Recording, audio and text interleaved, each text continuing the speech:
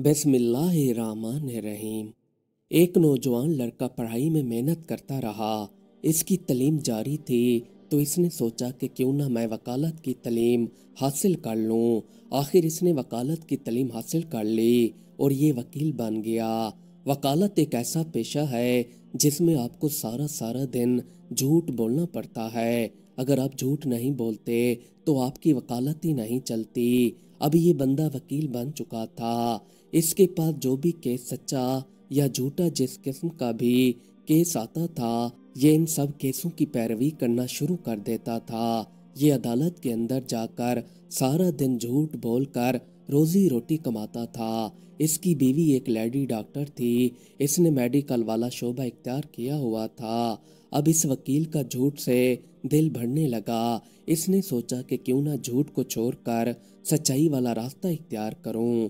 सारा सारा दिन झूठ बोलता रहता हूँ, जबकि ये सारा काम हराम है और इस हराम के तरीके पर अमल करके खाना पड़ता है। इससे बेहतर है कि मैं झूठ ही ना बोला करूं। अब अल्लाह ताला ने इसके दिल में ये बात डाल दी कि झूठे मुकदमे नहीं लेने। इसने भी लोगों से कह दिया कि मैं कोई भी झूठा मुकदमा आज के बाद नहीं लूंगा। लोग इससे कहने लगे कि तुम्हारा दिमाग खराब हो चुका है। वकालत एक ऐसा पेशा है जिसके अंदर झूठ ही बोलना पड़ता है। अगर तुम झूठ नहीं बोलोगे तो तुम खाओ पियोगे क्या? इस तरह तो तुम भूखे मर जाओगे। इसने कहा कि अब अल्लाह ताला मुझे खिलाएंगे तो सच पर ही खिलाएंगे, झूठ पर मैं नहीं खाने वाला।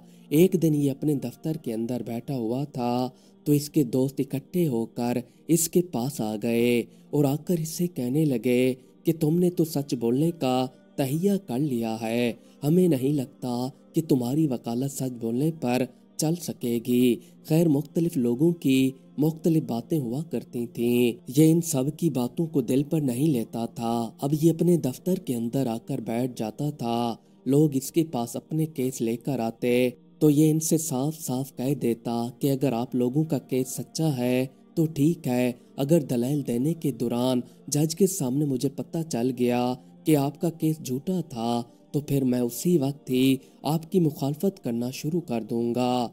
इसलिए मैं आपको पहले से ही बता रहा हूँ कि अगर आपका केस सच्चा है तो ठीक है, अगर आपका केस झूठ पर मबनी है तो मैं नहीं लूंगा। लोग जब इसकी ये बातें सुनते तो हैरान रह जाते। कोई कहता कि दीवाना है तो कोई कहता कि मजनू बन गया है। और ये इसके पास से उठकर वापस चले जाते थे और जाकर किसी दूसरे वकील को हायर कर लेते थे। तो इसके पास केसेस भी आना खत्म हो गए। अक्सर इसके दोस्त वकील कहते कि हमें लगता है कि मौलवियों ने इसका दिमाग खराब कर दिया है, जिसकी वजह से ये केस लेने से इनकार कर रहा है, जबकि इसे पता भी है कि झूठ के बगैर कोई भी केस नहीं चल सकता। अब ये सारा सारा दिन दफ्तर के अंदर अकेला बैठा रहता था और जैसे ही शाम होती तो ये घर वापस चला जाता था। बीवी इसकी लेडी डॉक्टर थी तो इस वजह से इसका घर चल रहा था, जिसकी वजह से इसे ज़्यादा परेशानी का सामना नहीं करना पड़ा।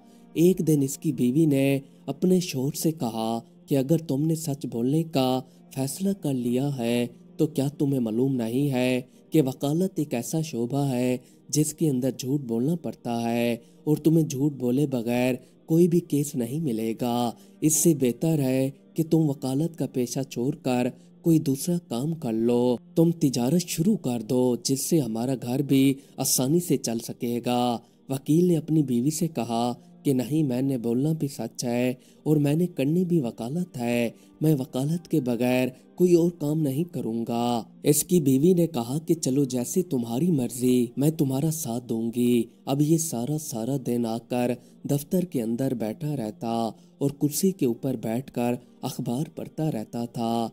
कोई भी अपना केस इसके पास लाने के लिए तैयार नहीं था। एक दिन काफी सारे जज आपस में बैठे हुए थे तो इनके दरमियान किसी टॉपिक पर बात छिड़ गई तो इस वकील का तज़किरा आ गया। ये आपस में कहने लगे कि हमने दोबारा इस वकील का मुकदमा नहीं सुना है, पता नहीं ये वकील कहाँ गायब हो गया।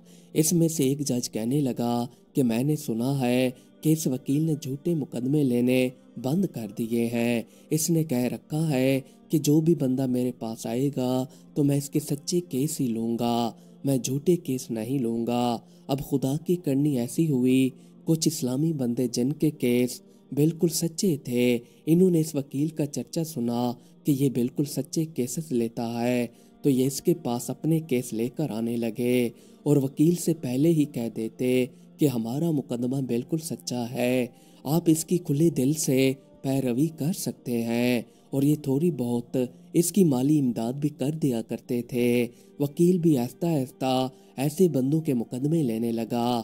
اب ان وکیل کی بات کاشت دوسرے لوگوں تک بھی پھیلنے لگی، ان کے پاس روزانہ کی بنیاد پر نئے کیسز آنے لگے۔ وکیل نے اللہ تعالیٰ کا شکر ادا کیا کہ 1 سال تک مسلسل بیٹھے رہنے کے بعد اس کے پاس کیسز آنے لگے ہیں جو کہ بالکل سچ پر مبنی ہیں۔ اب وکیل صاحب عدالت کے اندر اپنا مقدمہ لے کر جاتا تو جج صاحب اسی وقت ہی اس کے کیس کا فیصلہ سنا دیتا تھا، کیونکہ ججوں کو بھی پتہ لگ چکا تھا کہ یہ بندہ جھوٹا مقدمہ لے کر ہمارے پاس نہیں آئے گا۔ جو دوسرے وکیل ہوا کرتے تھے وہ اب حیران ہونے لگ گئے کہ یہ کیسا بندہ ہے، یہ جیسی عدالت کے اندر جا کر اپنا مقدمہ رکھتا ہے تو جج صاحب اسی وقت ہی فیصلہ سنا دیتے ہیں۔ اسی طرح ہی وکیل کے پاس اب روزانہ کی بنیاد پر کئی کیسز کی بھرمار پڑ گئی۔ اب حد سے زیادہ اس کے پاس نئے کیسز آنے لگے۔ شام کو یہ واپس گھر لوٹ آیا کرتا تھا۔ ایک دن اس کی بیوی نے کہا کہ میں آپ سے دل برداشتہ ہو چکی تھی، میں نے آپ سے کہا تھا کہ وکالت کو چھوڑ کر آپ تجارت کر لیں، پر اللہ تعالیٰ نے سچ بولنے کی وجہ سے اب ہماری روزی روٹی آسان فرما دی ہے۔ وکیل نے اپنی بیوی سے کہا کہ میں نہ کہتا تھا کہ سب کچھ سچ میں ہے، اگر آپ لوگ سچ بولتے ہیں تو کامیاب ہو جاتے ہیں، ورنہ آپ ناکام ہی رہتے ہیں۔ خیر اس کی وکالت کافی اچھی چلنے لگی۔ کچھ سالوں بعد اس وکیل نے سوچا کہ کیوں نہ میں جج کا امتحان دوں۔ پھر ججز کے امتحانات قریب آ گئے تو اس نے جج کا امتحان دیا۔ اللہ تعالیٰ کی کرنی ایسی ہوئی کہ اس کا امتحان پاس ہو گیا اور یہ جج بن گیا۔ جب یہ جج بن گئے تو انہوں نے لوگوں کے مقدمات سننا شروع کر دیے۔ یہ ان کے سچ پر مبنی فیصلے کیا کرتا تھا۔ اللہ تعالیٰ نے وکیل صاحب کو ان کی سچائی کی وجہ سے محنت کا صلہ دے دیا اور ان کو ایک اچھے عہدے پر فیض کر دیا۔ لازمی نہیں ہے کہ آپ جھوٹ بول کر کمائی کریں، جھوٹ نہ بولنے کی وجہ سے بھی آپ کما سکتے ہیں۔ آپ کی روزی روٹی میں برکت سچائی کی وجہ سے ہوتی ہے، نہ کہ جھوٹ بول کر چیزیں بیچنے یا کوئی 2 نمبر کام کرنے کی وجہ سے ہوتی ہے۔ جو لوگ سچائی کو اپنائے رکھتے ہیں تو ان کو اس چیز کا اجر اللہ تعالیٰ دیتے ہیں، اور وہ صلہ کوئی عام صلہ نہیں ہوتا۔ وکیل صاحب نے اپنے جھوٹ والے پیشے کو جیسے ہی چھوڑا تو ان کے ساتھ بھلائی ہوئی اور ان کے کام میں برکت ہی برکت ہوتی گئی۔ ہمیں بھی چاہیے کہ سچ بولیں اور سچ کو ہی اپنائے رکھیں، ورنہ برے راستے تو آپ کے سامنے کافی سارے پڑے ہیں جس کے اندر آپ دھنستے چلے جاتے ہیں اور آپ کو پتہ تک نہیں چلتا کہ آپ اس کے اندر مکمل طور پر دھنس چکے ہوتے ہیں۔ آپ کو ان راستوں سے نکلتے نکلتے کافی دیر ہو چکی ہوتی ہے، تب تک موت آ کر آپ کو گھیر لیتی ہے۔ مزید اچھی ویڈیوز دیکھنے کے لیے ہمارے چینل کو سبسکرائب کر لیں۔ شکریہ۔